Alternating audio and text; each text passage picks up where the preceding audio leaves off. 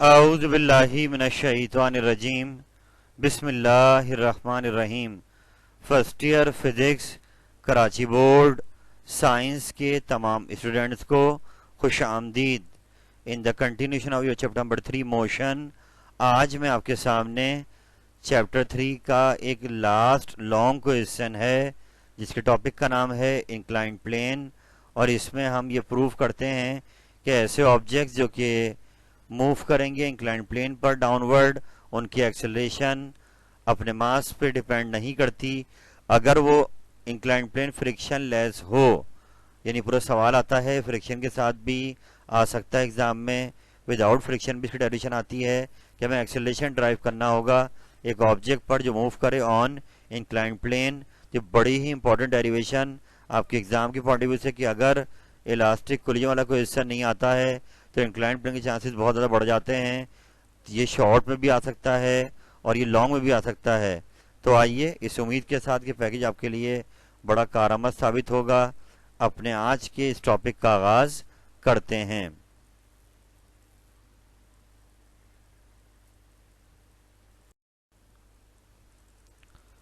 तो बेटा कुछ इस तरीके से सवाल आपके सामने एग्जाम में दिखाई देगा कि इंक्लाइंड प्लेन क्या होता है बताइए। और फिर खैर ये बात जो अगली लिखी हुई है ये हो सकता है सवाल में ना आए, तो आपसे बोलेगा drive relation for acceleration of a body moving down on a frictionless या विद फ्रिक्शन इंक्लाइंड प्लेन। यानी कि अगर एक ऑब्जेक्ट मूव करता है इंक्लाइंड प्लेन पर तो बताइए वो किस एक्सेलरेशन से नीचे आएगा, अगर प्लेन फ्रिक्शन लेस हो या फ्रिक्शन वाली हो। और जो बीच में सवाल लिखा हुआ है वो तो आपको इसकी डेरिवेशन में अगर मांगेगा नहीं तब भी करना होगा कि किन कंडीशन में एक ब्लॉक रखा जाए इंक्लाइंड प्लेन पर तो वो रेस्ट में रहता है। आइए हम यहाँ पर सबसे पहले डायग्राम देखते हैं और इंक्लाइंड प्लेन को समझते हैं कि इंक्लाइंड प्लेन किस शेप का होता है। तो बेटा ये एक टाइप की मशीन वाले चैप्टर मैटर में पढ़ा था इसका नाम, कि ये ऑब्जेक्ट को रोल करने में या मूव करने में हेल्प करता है। ये एक सरफेस है जो कि ज़मीन से हॉरिजॉन्टल से कुछ एंगल बनाता है और इस सरफेस को हम कहते हैं इंक्लाइंड प्लेन।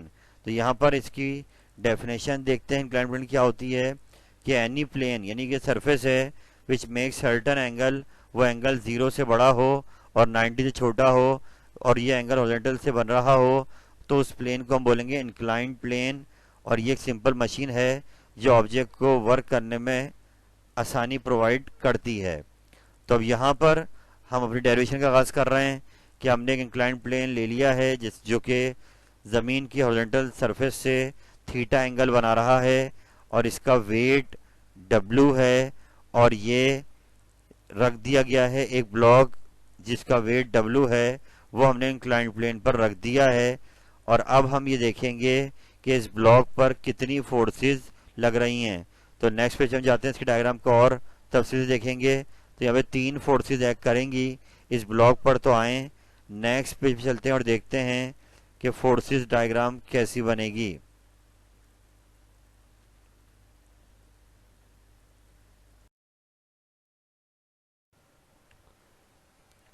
तो अगर बात की जाए इंक्लाइंड प्लेन के इस क्वेश्चन की, तो ये डायग्राम जो आप देख रहे हैं सामने फोर्स डायग्राम वाज़ेह तौर पर बनाई गई है जिससे आपको अंदाज़ा होगा कि अगर कोई ब्लॉक इंक्लाइंड प्लेन पर रखा जाए और वो डाउनवर्ड डायरेक्शन में आ रहा हो तो उस पर आखिर कितनी फोर्सेस एक्ट कर रही हैं। तो आप देखें कि यहाँ पर हम इसको पढ़ते जाते हैं। पहला पॉइंट जो आप देख रहे हैं कि force of gravity equal to its weight acting in downward direction. Weight हमेशा डाउनवर्ड एक्ट करता है, लेकिन यहाँ एक चीज़ नोट करें कि जो आपका ये प्लेन है ये सरफेस से थीटा एंगल बना रहा है तो वेट का वेक्टर भी नॉर्मल एक्ट नहीं कर रहा है बल्कि ये जो वर्टिकल एक्सिस है उससे थीटा एंगल बना रहा है। तो इसके लिए हम बाद में जाकर वेट के इस वेक्टर को रिजॉल्व करेंगे 2 कंपोनेंट में और नॉर्मल कंपोनेंट वेट का बनाएंगे जो कि इस प्लेन के एक्ट करेगा।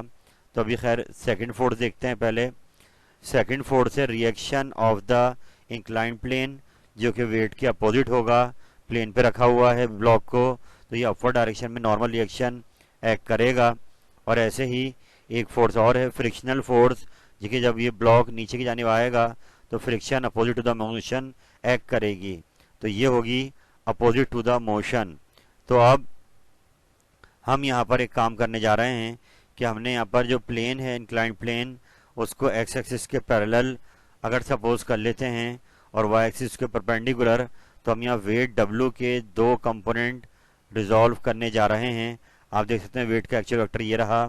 तो हम वाई एक्सिस जो एंगल थीटा बना रहा है, तो इसमें एक आर्म अगर आप देखें तो वो हमने डब्ल्यू साइन थीटा दे दिया है, वो ये वाला है जो कि इंक्लाइंड प्लेन के पैरेलल आ रहा है। इंक्लाइंड प्लेन देखिए यही है और ये कंपोनेंट भी क्या आ रहा है बिल्कुल उसके पैरेलल।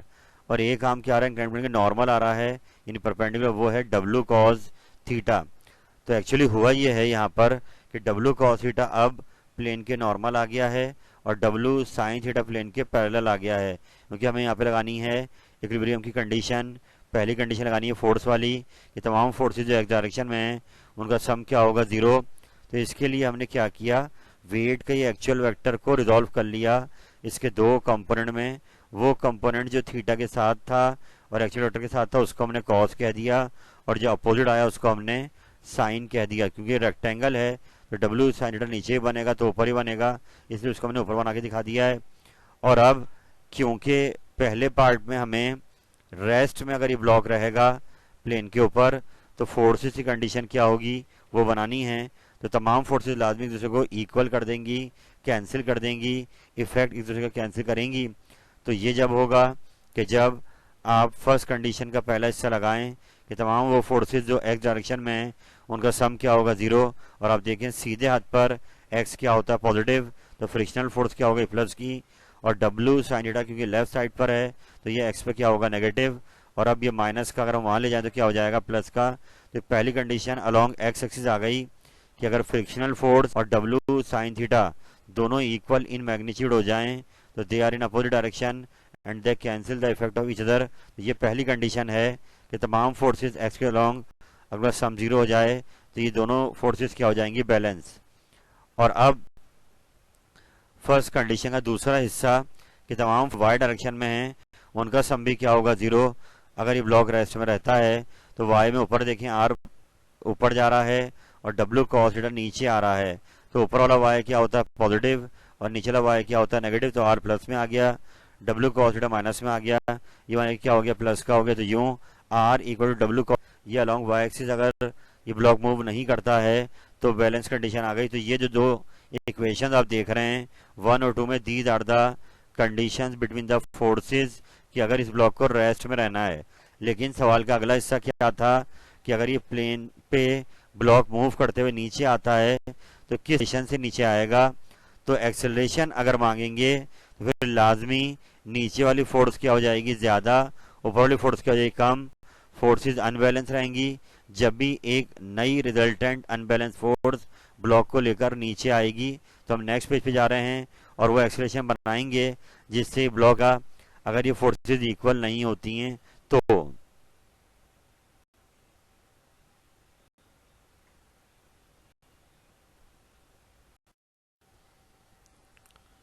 बड़ा लास्ट पेज पर हमने वो कंडीशन बनाई जिसमें ब्लॉक जो है आपका रेस्ट में रहेगा इंक्लाइंड प्लेन पर। अब हम क्या करने जा रहे हैं, अब हम उस प्लेन के ऊपर जो ब्लॉक रखा हुआ है अगर वो नीचे आता है विद सम एक्सेलरेशन तो वो किस एक्सेलरेशन से नीचे आएगा वो बनाने जा रहे हैं एक्सेलरेशन। तो आइए, जो इक्वेशन 1 2 बनाई वो तो थी अगर ब्लॉक रेस्ट में रहता है, लेकिन अगर ब्लॉक स्लाइड डाउन करता है और नीचे की जाने एक्सेलरेशन ए से आता है नीचे, तो लाजमी जो नीचे वाली फोर्स है डब्ल्यू साइन थीटा वो ज़्यादा होगी और ऊपर वाली फोर्स फ्रिक्शन की कम होगी। तो यही कंडीशन है कि अगर ब्लॉक नीचे आएगा तो डब्ल्यू साइन थीटा क्या होगा, ज़्यादा, फ्रिक्शनल फोर्स क्या होगी, कम, और वो जो अनबैलेंस फोर्स होगी वो क्या हो जाएगी, W sine theta minus F. जो फोर्स बचेगी वो एक्सेलरेशन से उस ब्लॉक को नीचे लेकर आएगी। तो ये हमने न्यूटन की वो अनबैलेंस फोर्स बना दी according to second law of motion. ये फोर्स क्रिएट करेगी इस ब्लॉक में एक्सेलरेशन। तो हम नीचे आएंगे, एफ को रख दिया एम ए, डब्ल्यू रख दिया हमने एम जी। और अब सिचुएशन और आगे जाएगी।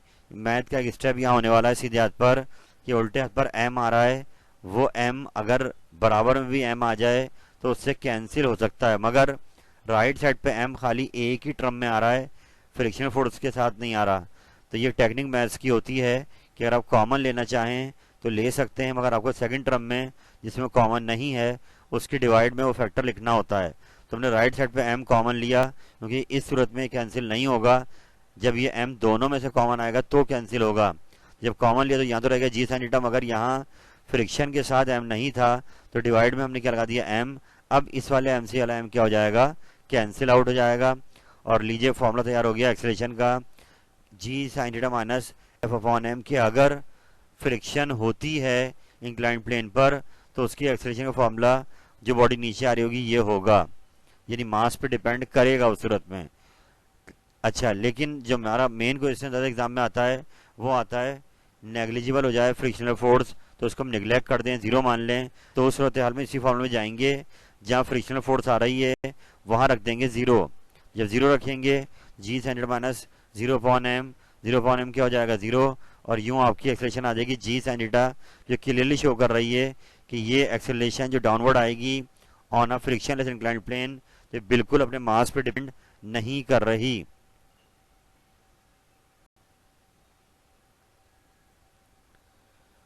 और अगर ये सूरत हो जाए कुछ न्यूमेरिकल में ऐसा आता है जब आप करेंगे तो कि ब्लॉक बजाय नीचे आने के ऊपर जा रहा हो तो ऊपर जाते हुए जी को नेगेटिव लिया जाता है, तो उस सूरत में यही फॉर्मूला माइनस आ जाएगा और एक्सेलरेशन हमने बना ली। और ये प्रूफ कर रही है कि फ्रिक्शनलेस प्लेन पर जो आपकी एक्सेलरेशन है वो मास पे डिपेंड नहीं करती। अब इसके दो केसेस हैं, वो चलते हैं आगे देखते हैं।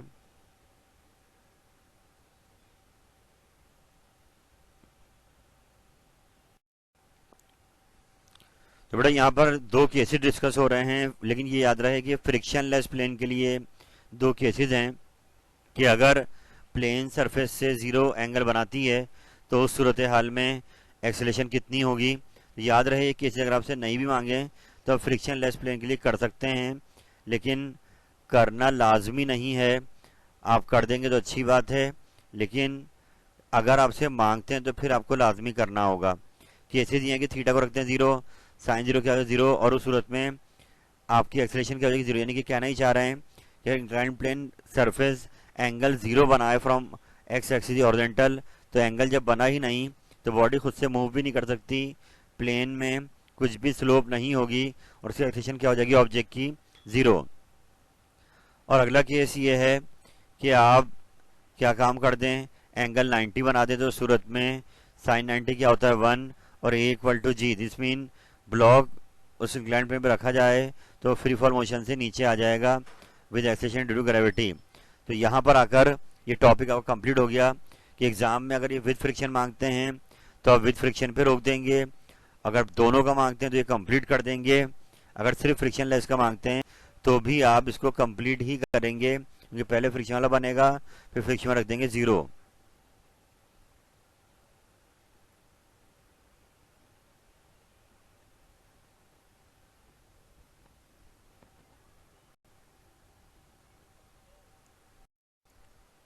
तो बेटा अभी सेशन की शुरुआत है और मैं आपसे यही कहूँगा कि अभी इस तरीके के टॉपिक्स मोर टू कम, और इसके लिए आपने बिल्कुल पैनिक नहीं होना है और अपने टाइम से इस वक्त आप जीत रहे हैं, तो आपने इस टाइम को कीमती जानते हुए इस टॉपिक को अच्छी तरीके से याद कर लेना है। चैप्टर 3 से एक लॉन्ग क्वेश्चन लाजमी आना है, तो आई होप कि आप इसकी इम्पोर्टेंस को समझ रहे होंगे कि अगर इलास्टिक कोलिजन नहीं आता है तो इंक्लाइंड प्लेन आ जाएगा। ये दो मेन क्वेश्चन हैं चैप्टर 3 में, नियरली हर साल इनमें से कोई एक लाजमी आ रहा है। पुली वाले केसेस भी अच्छे अंदाज में कर लें, तो आई होप कि आप चैप्टर 3 को अच्छा रेडी करेंगे। आज के लिए इतना ही रखते हैं इस उम्मीद के साथ कि आप इस पैकेज से भरपूर फ़ायदा उठाएंगे। अल्लाह ताला आपका हामी नासिर हो। फ़ी अमानिल्लाह। अल्लाह हाफिज़।